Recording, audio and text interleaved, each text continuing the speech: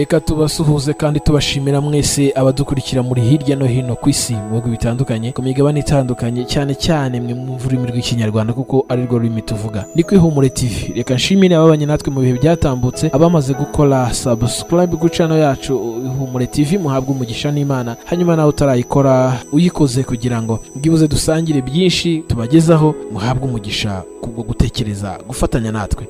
Hanyuma kandi urabona inzogera ku ruhande nayo uyikandeho kugira ngo noneho ujye ubonera amakuru ku gihe cyangwa se ibiganiro ku gihe igihe tubikugerezaho. Si ibyo gusa rero, niba ukunze ibiganiro tukugezaho ukande like, hanyuma kandi uduhe ibitekerezo. Nshuti yanjye, duhe ibitekerezo hasi muri comment. Niba ari ijambo ry'Imana wandike amena, cyangwa se niba wagaye uvuga uti ndagaye, niba wishimye uvuga uti ndashimye. Biba byiza kandi nanone. Hanyuma kandi niba hari ikibazo wifuza kubaza turagusubiza kugira ngo urusheho gusobanukirwa byinshi ku byo tukugezaho. Hanyuma inkunga ikomeye tugusaba no gusangiza benshi ubu butumwa tubagezaho cyangwa se ibiganiro tubagezaho. Ku Ihumure TV tubagezaho ijambo ry'Imana, abakozi Imana batandukanye babwiriza ijambo ry'Imana. Akenshi iyo tujya kuri YouTube hari ubwo tuba tugiye mu bintu bitunezeza, entertainment, comedy n'ibindi byose bishobora gutuma twishima twumva turuhutse mu mutwe cyangwa tugaseka. Ko none hari umwanya nanone ukeneye kugira ngo ubugingo bwawe bwakire amagambo y'ihumure. Bibiri ivuga iki ku buzima bwanjye? Bibiri ivuga iki ku mibereho yanjye? Ese Bibiri ivuga iki ku buhanuzi ngenda nakira buri munsi? Bibiri ivuga iki ku buzima bwanjye nyuramo cyangwa se mu byo ndimo ndacamo muri iki gihe? Ugenda nabyo bisobanukirwa ugeze ku Ihumure TV. Imana ibahe umugisha rero kandi Imana ibagiriye neza. Ntimubure gukomeza kubana natwe no gusangira natwe byinshi tubagezaho. Ni karibu noneho kugira ngo tuze gusangira ikiganiro twabateguriye uyu munsi. Amahitamo arahari, hunga udapfa.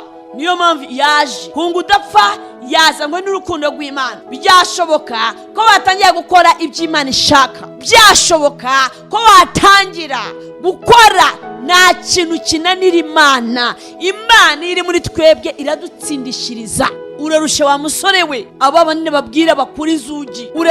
Urarushe, emera kurushe, winjire mu nkuge. Uyu munsi Imana yakuntumyeho n'urukundo rurenze, irashaka kuruhura. Yemerere. Byashoye 3:20 ngo igahamagara iciye muri jeni, igahamagara iciye mu bavuga butumwa batandukanye, igahamagara iciye mu ndirimbo, irahamagara abantu bakanga, bamara gupfa bagatangira kuvuga ngo bitabye Imana. Nyamara ntago ushobora kwitaba Imana n'imirimo ipfuye. Ndabarahiye, biratubwira ngo imirimo izagenda idushoreye. Niba uri umujura nta kujya nta kuburana. Turagushima kuri Imana ibasha gukora ibiruta cyane ibyo twibwiye, ibyo tugusaba. Kuba tukiriho n'imbabazi zawe n'ubuntu bwawe. Ngwaye ikaze muri rivuga butumwa. Ndagusabye ngo uvugane n'imitima y'ubwoko bwawe, uhindure benshi Mwami Imana yacu mu bwami bwawe. Ndagusabye ngo ukore akazi Mwami Imana yacu ko guhindura benshi bavana mu bwami bwa Satani ubinjiza mu bwami bwawe, kuko nicyo cyatumye uva mu ijuru, waje kongera kutwunga n'Imana. Ndakwingize ngo komeza ukore umurimo nce bugufi munsi yo kubaho kwawe.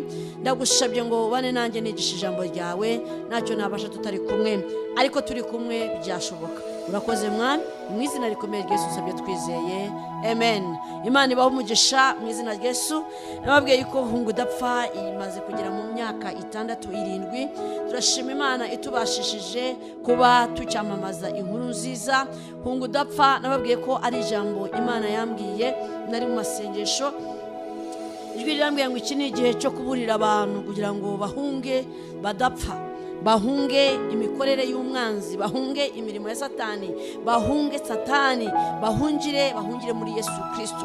Rero niyo mpamvu mubona tubikomereyeho. Burya Imana ikubwiye icyo yishaka nicyo ugomba gukora, aho kugira ngo twiyobore twareka umwuka wera akatuyobora. Rero uteze amatwi, iyi hunga udapfa niwe yaziye. Nababwiye ngo hunga udapfa ni ijambo risa nkaho riteye ubwoba, ariko ni ijambo ryuzuye urukundo. Iyo umuntu akubwira ngo hunga imodoka itakugonga, hunga dore umuntu arenda kugira nabi, abagukunze. Iyi hunga udapfa ni ijambo dusanga mu Itangiriro 19:17, aho abamarayika bari baje gusura Isodomu n'Igomora, bari barahareze ngo ibirego birega Isodomu n'Igomora birazamuka bigera imbere y'Imana. Imana bagoreka manuka njye kureba koko ibyo abarega Isodomu n'Igomora bari by'ukuri. Bahageze ejo ni naho nigishije ngo haboneka abagabo bakuru n'abana b'abasore baza mu nzu ya Loti wari wabacumbikiye, ngo cingura urugi turyamane n'ibyo bigabo biraho. bari abagabo bashaka kuryamana n'abandi bagabo. Ni ukuvuga ngo ibyaha byaregwaga i Sodomu, abamarayika babibonye batari banaryama, bacihagera gutya byahise bibaha ikaze. Iyo hungu udapfa rero yabwirwaga Loti. Hari abari bananiranye, hari abari banze kumva message, hari abari banze gutega amatwi impamvu abamarayika basuye uwo murwa ko ari gukonfome kugira ngo bakonfaminge niba ari ukuri, bahabwa amahirwe yo guhinduka. Nibanga umuriro umanuka. Niko byagenze. Wumvise ijwi rivuga ngo hungu udapfa, niwe Loti n'abana be n'abakazana be nibo batamanukiweho n'uriya muriro wamanukiye i Sodomu n'i Gomora. Buri ko turujya mu byaha tukabiheramo, tukabyivurugutamo, tukananirwa guhitamo amahitamo yaduhesha umugisha, akenshi duhura n'ingaruka kandi mbi. Amahitamo yawe je niko nababwiye ngo uruwo uriwe kubera amahitamo hitamo. Akenshi ingaruka zitugeraho zaba nziza zaba mbi zituruka mu mahitamo tuba twahisemo. Loti yahisemo arirukanga, abamarayika bamutera umwete, ariko abamarayika bagombaga gutera umwete abantu bose bari Sodomu. Nago bigeze baha agaciro abo bagabo basuye uwo mudugudu. Mwene data uteze amatwi, igitondo cy'uyu munsi Imana yakuntumye ngo mubwire ngo ni igihe cyo guha agaciro ijambo ry'Imana, ni igihe cyo kwicara ukareba uri i Sodomu, uri mu biganza byande, uri mu biganza by'Imana yakuremye, uri mu cyerekezo cy'ubushake bw'Imana, cyangwa uri hagati muri headquarters za Satani. Imana ni wowe yantumyeho, haracyari ibyiringiro. Imana yacu ni Imana y'imbabaji. Imana yacu yifuza ko abantu babaho neza. Ibiratubwira ngo iganze ibyo nibwira nzabagirira ntabwo ari ibibi, ariko hari umujura Satani yazanywe n'imirimo itatu. Yohana 10:10 aratubwira ngo yaje kwiba, kwica, kurimbura. Umva uwo muntu duhereza ubuzima bwacu, umva uwo muntu duhereza umwanya wacu, ashinzwe kukwica no kukurimbura. Inshuti z'umusazi iratubwiye ngo nko mu bihe bya Nowa uko byari biri, no kugaruka k'umwana w'umuntu niko kuzaba kumeze. Bene data, Yesu yaraje, ariko ndagira ngo mbamenere ibanga ko agomba no kugaruka.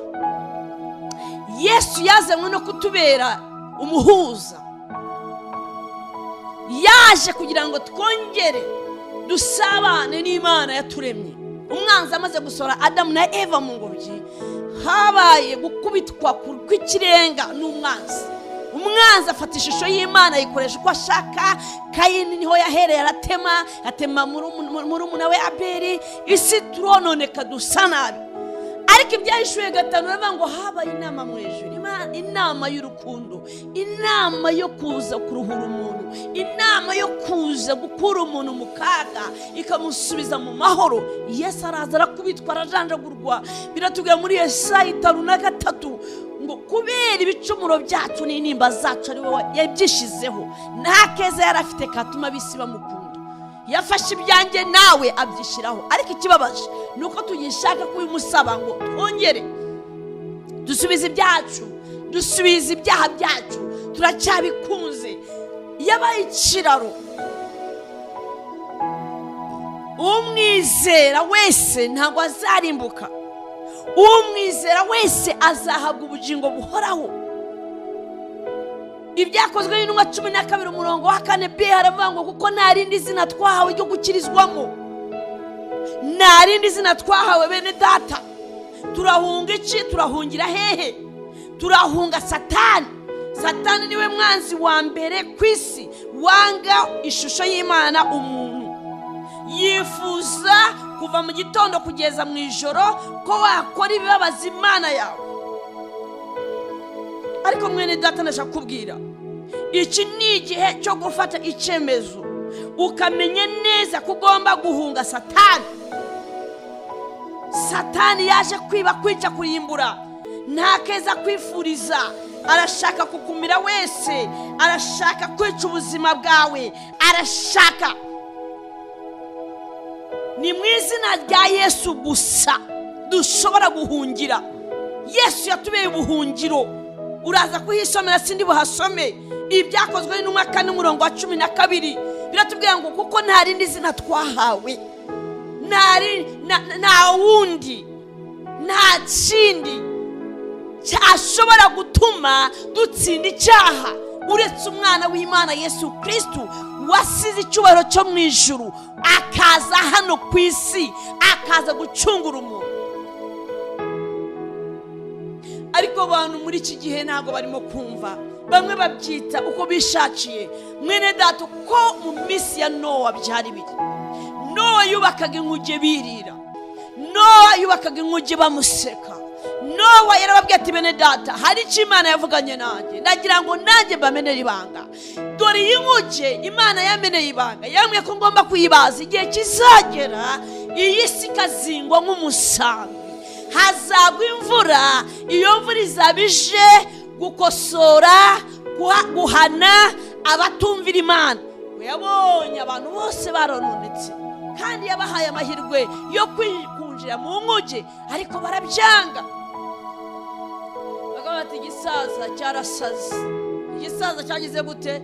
Kirashaje. Nk'ubu wowe uteze amatwi hari ibyo uvuga, urubuga urwo n'urusaku, abo bantu baba bavuga ibyo batazi. Ariko se ubundi biriya bitabo basoma babivana hehe? Ariko se ubundi biriya ninde wabibabwiye? Mbega bakajyaho bakumva ko ari ibisanzwe. Niko n'abigihe cya Nowa byari bimeze. Ariko ndashaka kubwira mwene data, ntabwo Imana yatinye kubwira Nowa ngo niyinjire mu nkuge. Ntabwo Imana yigeze ivuga ngo oya, reka mbahaye andi mahirwe mbababarire iyi nguge nubwo batayibaje bayinjiremo bacire aya mazi. Urabizi Imana yacu ni Imana y'imbabazi, ariko hari ikintu itajya yihanganira. Iyo iguhaye amahirwe rimwe, kabiri, gatatu, ukanguka bakahebwe. Abantu bazi Imana ibabarira, ariko ntabwo bari bamenya Imana ihana. Nta kintu uzireguza. Mu mabisi ubutumwa bwiza bwaravuzwe, ku muhanda ubutumwa bwiza bwaravuzwe, ku mamidiya ubutumwa bwiza bwaravuzwe. Nta hantu na hamwe uzigera ubwira Imana ngo mbabarira sinigeze mbimenya. Warabimenye. Ariko abantu bariyubagiza, abantu bahitamo gukora ibibi bakabisimbuza ibyiza. Wa mukobwa we, wa musore we, hitamo neza umererwe neza. Hunga udapfa, hunga satani, hunga ubusambanyi, hunga ubujura, hunga ubwicanyi, hunga kuragusha. Hungira muri Yesu, kuko nta rindi zina twahawe mu isi no mu ijuru ryo gukirizwamo uretse rya Yesu Kristo. Ni muri Yesu twinjira tugahurwa ibiyobyabwenge, ni muri Yesu twinjira tukabohorwa ishyari. Nta handi wasanga umuti wakiza indwara z'umwuka uretse muri Kristo Yesu. Yohana 3:16, urukundo rudasanzwe. Imana yakunze abari mu isi cyane, umugore, umugabo, uwize, utarize, umukire, umukene, twese yadukunze kimwe. Ariko se ni bangahe babihaye agaciro? Ese uribaze iyo tuza guha agaciro uyu mucunguzi, iyi si hari ikibazo yakabaye ifite? Twakabanye mu mahoro, mu rukundo, mu busabane, mu gufatanya. Twakabaye mu ngobyi dusabana n'Imana. Akubera hariho abantu batigeze bakira urwo rukundo Imana yatwoherereje. Satani aracyabakoresha. Satani aracifuza. Umva mwene data uteze amatwi, ntiwibaze ngo Satani ibyo akora aragukunze. Oya, arashaka kuzabona abazababarana nabo mu muriro w'iteka. Uzi ko hariho abantu batazi ko gehinomu ihari. Uzi ko hariho abantu bazi ko ibi ari za disi. Uzi ko hariho abantu bazi ko ari abantu bavuga ibyo batazi, ibyo bitabaho. Yesu yabwiye abigishwa be, ni Petero, uko mumubonye azamurwa mu ijuru nuko muzamubona agaruka. Yohana 14, Yesu yadresinga abigishwa yarabwiye ngo ndagiye kwa data kubategurira, nzagaruka mbajyane. Azagarwa n'ibintu bibiri. azagaruka kujyana abakunda Imana, abakunzi b'Imana, abubaha Imana, abanga Satani, abasohotse mu bwami bwa Satani bakiga gukora neza, abakora imirimo myiza. Yesu azagaruka kubatwara. Icya kabiri, azagaruka no gucira isi urubanza.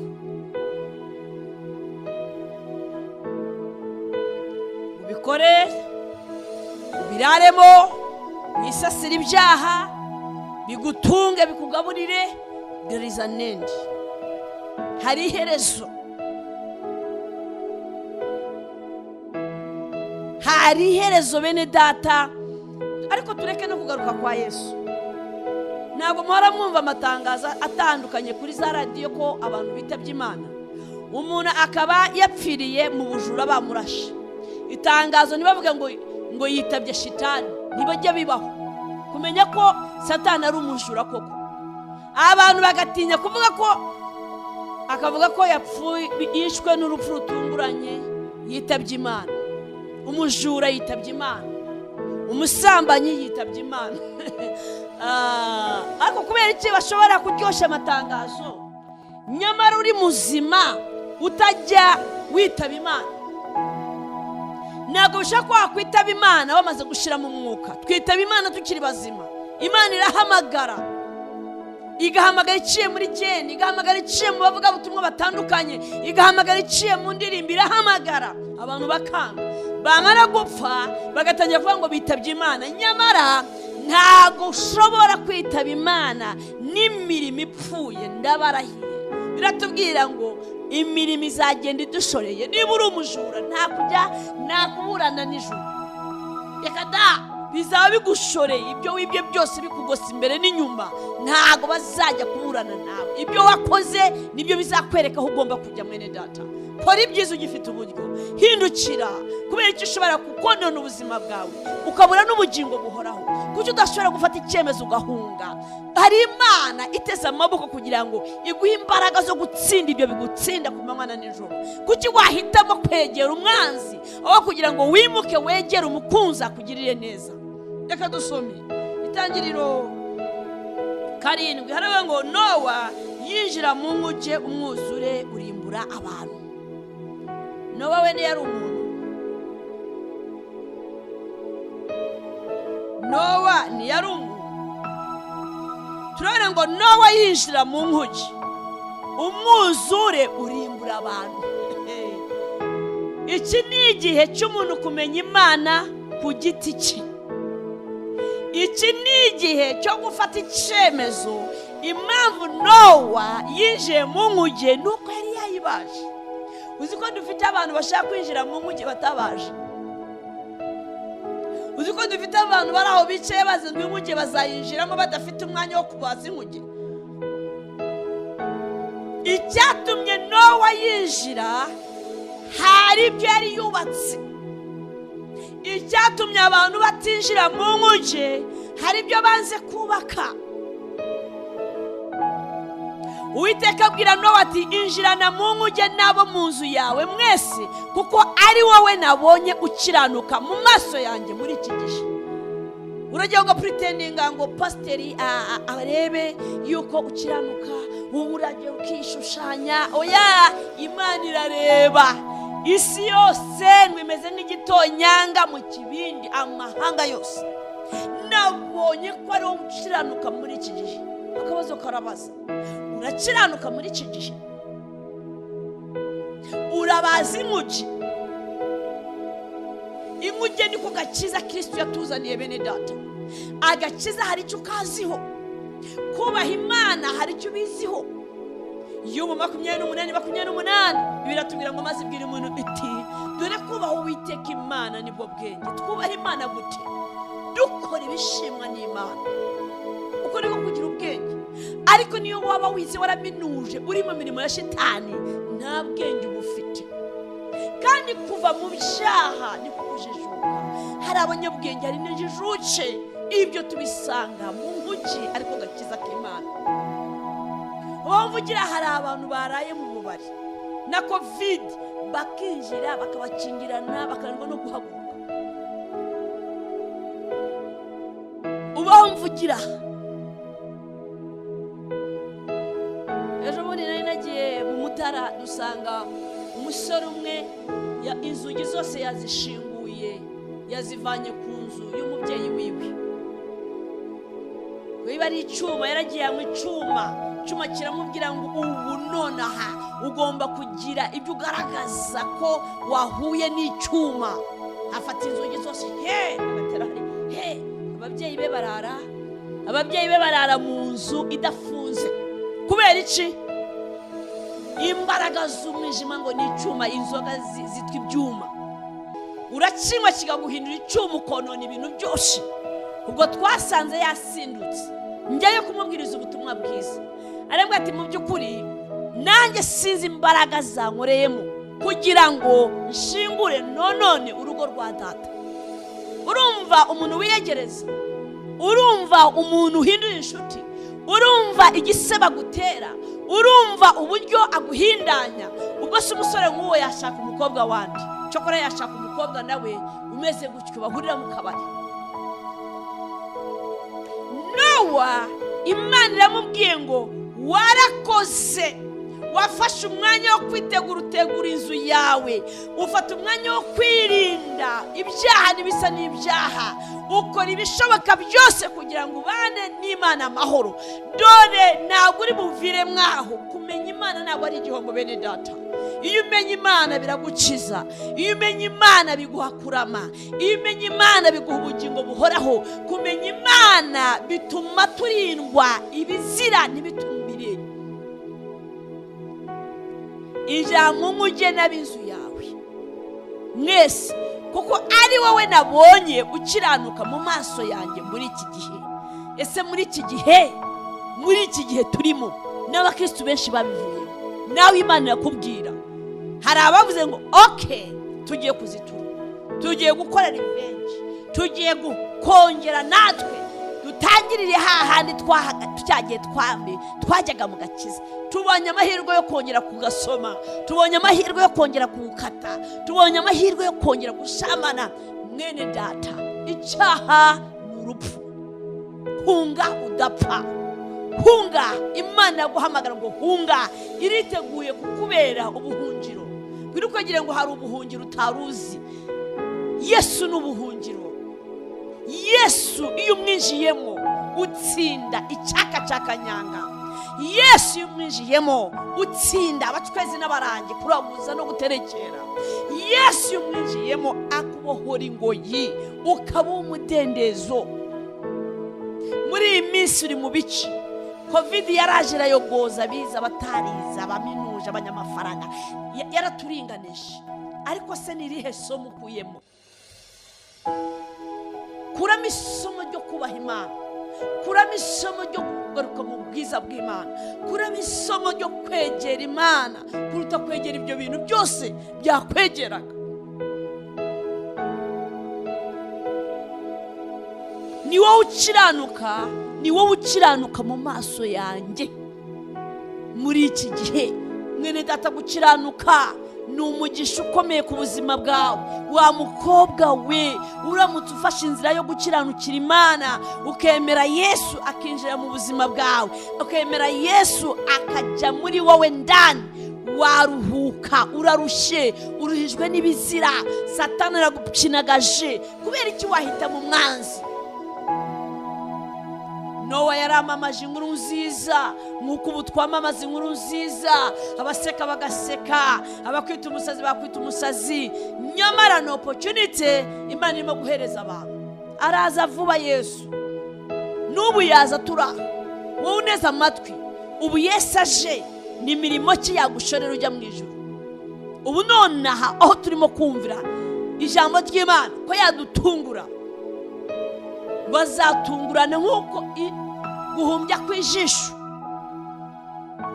Isi zaba yahindutse ibindi. Guhumbya kw'ijisho azaba nk'umurabyo. Abiteguye bazazaba, abatiteguye ni akaga gakomeye. Ikikubuza kwitegura ni igiki wa mukobwa we? Igihe wasambaniye wavanyemo akeza ki? Ntabwo mwabonye babana bacishe ku binyamakuru? Mwarababonye abana batoya Satani yasiribanze. barabanywesha, barabatukuza, babakoresha ibiteye isoni. Ubu baribaza aho bazatunguka, ubu baribaza iherezo ryabo, baribaza. Shetani yagutumira nagakwereka ubushari, ameze nka kanini barak'inzoka sinibuka, bari aho ngaho bagakurikira uburyohe, ak'inyuma k'inyuma kamara gushyiraho hakaza ubushari bwa sava. Uwo ni Shetani. Ibye araza akabitera inyuma uburyohe, akaguhisha ko harimo ikibombe kiri buguturikane. Ubu ni abantu ibibombe byaturukanye muri aha, muvuga ngo iyo mbimenye. Tegura ubuzima bwawe. Niba urwaye uburayi bwarakugejeje kuri sida ikabikumereye nabi, tunganya n'umuntu w'imbere, ufate gahunda yo kwiyunga n'Imana, nawe umererwe neza, uhure n'Imana. Hungira muri Yesu, birembera muri Yesu. Ifashe icyemezo mwene data. Murongo wa 7, Nowa yinjirana muri iyo nkuge n'abana be n'umugore we n'abakazana be ngo aticwa n'amazi y'umwuzure. Urumva Imana ko yatanze amahirwe, yatanze amahirwe y'inkuge, yatanze amahirwe ya Yesu Kristo mu kinyejana cyacu. Ni wowe ugomba kwinjira. Icyagombaga gukiza Nowa ni ukwinjira mu nkuge. Icyagombaga gukiza isi yose ni ukwinjira mu nkuge. Ariko dufite abantu n'abagore babo n'abana babo babinjije mu bwami bwa Satani. Urugo rwose rurasinda, urugo rwose n'abajura, urugo rwose n'indaya, urugo rwose. Kubera iki? Banze kwinjira mu nkuge. Nowa yinjiye mu nkuge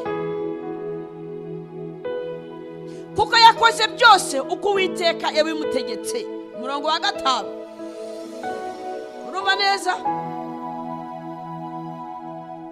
Murongo wa 5 aravuga ngo Nowa akora byose uko Uwiteka yabimutegetse, ariko ukora byose uko Satani agutegeka.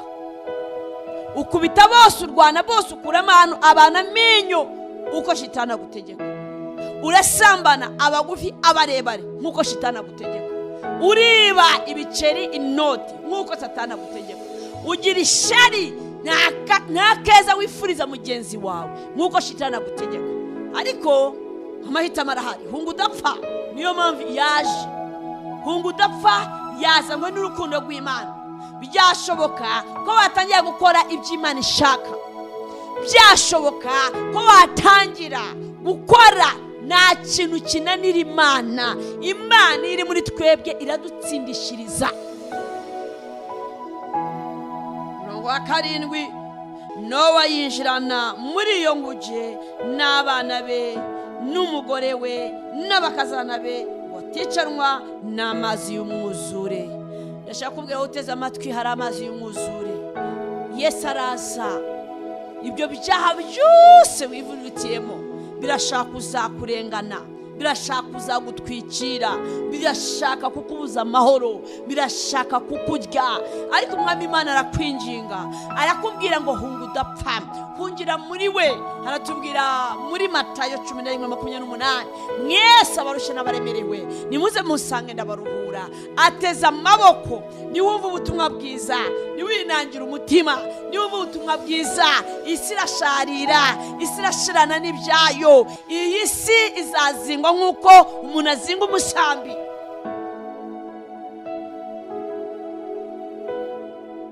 Murongo wa 10, maze iyo minsi 7 ishize amazi y'umwuzure asandara mu isi. Ndabaza, amazi y'umwuzure asandaye yasandaranye bandi? Ingozi z'ibibi. Yasandaranye bandi banze kumva imbuzi yo kwinjira mu nkuge. Abinjiye mu nkuge amazi ntabwo yababashije. Kubera iki? Bafite protection, bari kumwe n'umugabo ukomeye. Iyo turi muri Kristo Yesu, ibitembana abandi ntabwo bidutembana, ntabwo bitubasha. Ibimira abandi ntabwo tumirika. Atemba n'isi, asandara mu isi.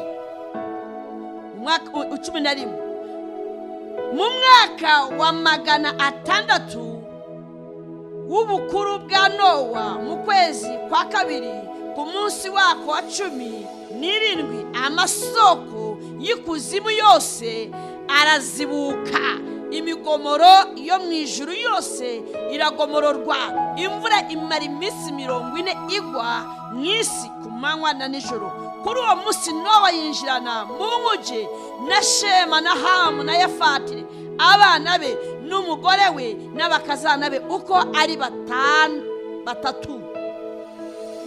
Binjiranamo n'inyamaswa zose nk'uko amoko yose ari, n'amatungo yose nk'uko amoko yayo ari, n'ibikururuka hasi byose nk'uko amoko yabyo ari, n'ibisiga byose nk'uko amoko yabyo ari, n'inyoni zose bifite amababa byose. Birinjira bisanga Nowa mu nkuge, bibiri mu bifite umubiri byose birimo umwuka w'ubugingo. Byinjiye byari ikigabo n'ikigore. Umurongo wa 17, mwuzure umara mu isi iminsi 40, amazi aragwira aterura ya nkuge ishirwa hejuru y'isi. Amazi arakwira cyane, arushaho kugwira cyane mu isi. Ya nkuge ireremba ku mazi. Urabyumva neza? Ibi ni ukwiteganyiriza mwene data. Igihe ikibazo cyazamukaga, Nowa yagendaga hejuru y'ikibazo. Nta munsi n'umwe amazi yigeze arengera inkuge. Iki nicyo bita guhitamo neza.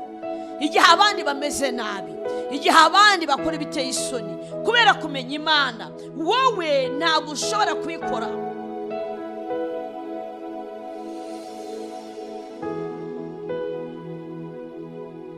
Amazi akwiragira mu isi yose. Ibintu byose n'abantu bose banze kumvira Imana bamarwa n'ayo mazi. Ari ikibazo kirabaza, inkuge ntiyari ihari. Icyatumye batinjiramo n'iki? Ni ugukunda isi wirutisha Imana. Inkuge niwe Yesu Kristo muri iki gihe cyacu. Yesu Kristo aracyateza amaboko, arashaka kukuruhura urarushe. Hakuze umuntu kuruha ntamenye uko arushe. Urarushe wa mukobwa, urasambanye, imyaka yose ufite ni y'ubusambanye. Yesu yagukoramo akazi ugahinduka umuntu muzima. Urarushe wa musore we, aba banini babwira bakura inzugi, urarushe. Emera kurushe winjire mu nkuge. Uyu munsi Imana yakuntumyeho n'urukundo rurenze, irashaka kuruhura. Yemerere. Byashuye 3:20 ngo ndi ku rugi ndakomanga. Iyo turimo kubwiriza Yesu abakomanga iwawe, amatwi yawe reka yumve ijwi ry'Imana. Biratubwira ngo nimwumve ijwi ryayo nimunangira umutima. Kubera iki wumva ijwi ry'Imana ukanangira umutima? Urajya he wa mukobwa we? Urava mu Mana ujye mu bici. Reba igihe warekeye Yesu ibyakubayeho, garuka mu rugo, garuka Imana igutabare. Turi mu gihe cyo gutunganya ubuzima bwacu. Turi mu gihe dufata igihe nka Nowa uburyo yafashe igihe agatunganya ubuzima bwe, atitaye kuba bwonona, atitaye kubigiza abasazi. We fata icyemezo cyo kwikiranura n'Imana n'umuryango we. Byamugiriye umumaro. Data mu izina rya Yesu Kristo, Imana ibasha gukora ibiruta cyane ibyo twibwira n'ibyo tugusaba. Niwe ufite umuti w'uburwayi barwaye bwo mu isi y'umwuka. Niwe ufite imbaraga zo kubimura mu bubata bwa Satani ukabinjiza mu nkuge, ari wowe Kristo. Ijambo ryawe ryatubwiye mu Byakozwe n'Intumwa 4:12, nta rindi zina twahawe ryo gukirizwamo.